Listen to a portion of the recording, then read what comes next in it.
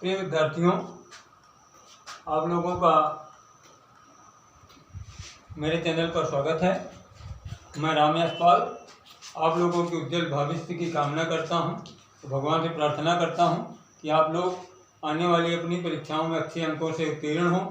आज मैं आप लोगों के लिए लेके आया हूं किरण प्रकाशिकी में भौतिक विज्ञान जो कि सेकंड पेपर है, कक्षा 12 का लेंस पढ़ा रहे हैं। तो लेंस में आपको बताना है रेखीय आवर्धन। लेंस का रेखीय आवर्धन। लेंस का रेखीय आवर्धन क्या है? लेंस द्वारा बने किसी वस्तु के प्रतिबिंब की लंबाई, लेंस द्वारा बने किसी भी वस्तु के प्रतिबिंब की लंबाई के अनुपात और वस्तु की लंबाई, स्वयं वस्तु की लंबाई के अनुपात को रेखीय आवर्धन कहते हैं। रेखीय आवर्धन क्या है? रेखीय आवर्धन एक बार फिर से देखें कि लेंस द्वारा बने किसी प्रतिबिंब और वस्तु स्वयं की लंबाई के अनुपात को हम क्या कहते हैं? रेखीय आवर्धन कहते हैं। इस चित्र में देख सकते हैं। हम आज बताने चले उत्तल लेंस से आवर्धन। क्या बताएंगे? उत्तल लेंस से आवर्धन।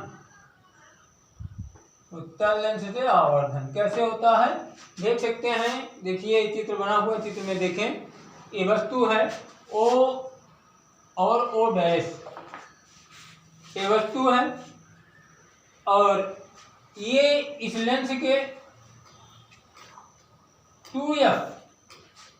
2f1 पर रखी हुई है, क्योंकि लेंस में आप जानते हैं कि दो फोकस होते हैं, एक प्रथम फोकस है और एक द्वितीय फोकस।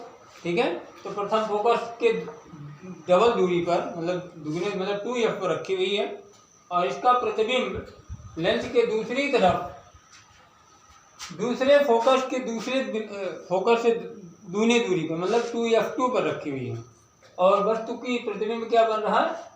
I dash. और ये C बिंदु है। क्या है? C बिंदु, ये प्रकाशिक केंद्र है आपका। और ये जो रेखा गई है F1 और F2 क्या है आपका? ये आपका मुख्य अक्ष है। ठीक है कि नहीं? तो अगर आप चित्र में देखें कि त्रिभुज C I डैश I, चित्र से देखें, चित्र से त्रिभुज I डैश C, ये वाला त्रिभुज और इस वाले त्रिभुज को देखें, इसमें O डैश तथा त्रिभुज O डैश C समरूप है। क्या है?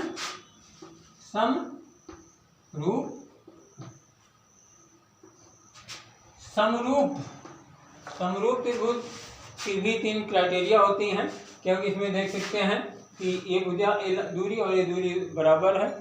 ठीक है कि नहीं? और एक कोण शीर्षाभिमुख कोण बन रहे हैं। अगर किसी त्रिभुज के 2 कोण, एक कोण और एक भुजा इक्वल होती है तो त्रिभुज समरूप होते हैं। तो इसमें और ये 90 अंश के कोण है, तो इसमें 2 कोण और एक भुजा इक्वल है। ठीक है, तो त्रिभुज क्या होगा? समरूप। एक क्राइटेरिया से समरूप होगा। और समरूप त्रिभुज में आप देख सकते हैं कि अगर इसको नापे I डैश अपान CI, क्या? I डैश अपान OO, इसको नापे O डैश, ये बराबर होगा आपका CI अपान OC। क्या होगा? CI अपान OC। ये समीकरण आपका 1 है। क्या है? समीकरण नाम आपका 1 है। इसके बाद आप देख सकते हैं कि यदि माना वस्तु की लंबाई बराबर है +y1। क्या है? +y1 है। प्रतिबिंब की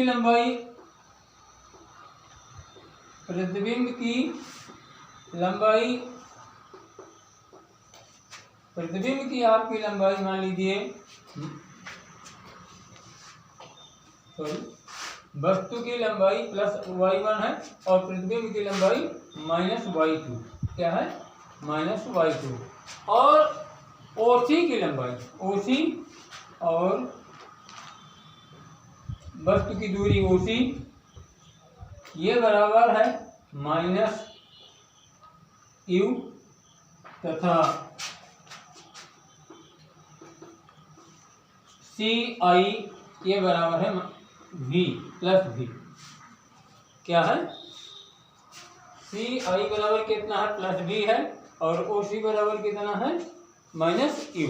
तो एक चीज ध्यान दें कि माइनस और प्लस का क्या मतलब है कि प्लस क्यों रखा।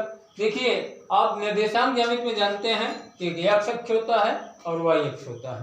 तो x अक्ष में आप देखते हैं और y अक्ष में देखें कि बाईं तरफ इस मूल बिंदु के बाईं तरफ प्लस होता है और दाहिनी तरफ क्या होता है, नहीं इसमें सॉरी मूल बिंदु बनेगा आपका अगर x अक्ष और y अक्ष खींचा जाता है तो बाईं इसके आपकी दाहिनी तरफ क्या होता है सारा प्लस होता है और बाईं तरफ क्या होता है माइनस होता है, और ऊपर की तरफ प्लस होता है और नीचे की तरफ माइनस होता है। एक चीज और ध्यान दें, रेखीय आवर्धन में अगर प्लस है तो इसका मतलब प्रतिबिंब सीधा है और अगर माइनस है तो इसका मतलब प्रतिबिंब उल्टा बन रहा है।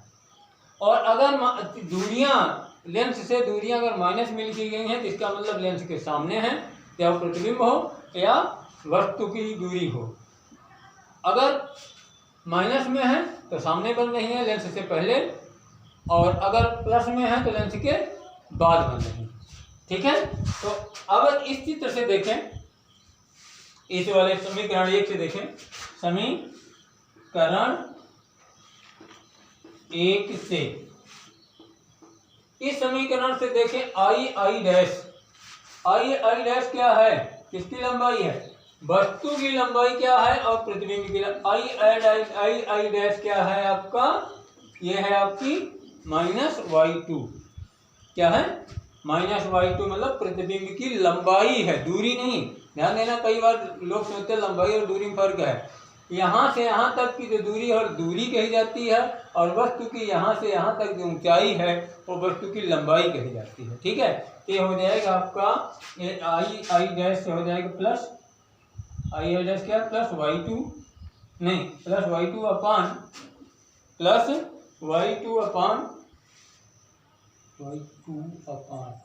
एक मिनट आई डैश वस्तु की लंबाई बराबर क्या है प्लस y1 है और हाँ और इसकी क्या होगी माइनस होगी, सॉरी y2 क्या नीचे की तरफ उल्टी है इसलिए माइनस में लिखी जाएगी, y2 माइनस में है। और ओ क्या है, ओ ऊपर है इसलिए पॉजिटिव लिखी जाएगी, ठीक है। y1 ये बराबर क्या है सी आई क्या है माइनस यू, सी आई क्या है माइनस यू अपान, और ओसी क्या है, ओसी किसकी लंबाई है, नहीं सी आई लंबाई माइनस बी के और ओसी कितनी है माइनस यू प्लस और माइनस बी।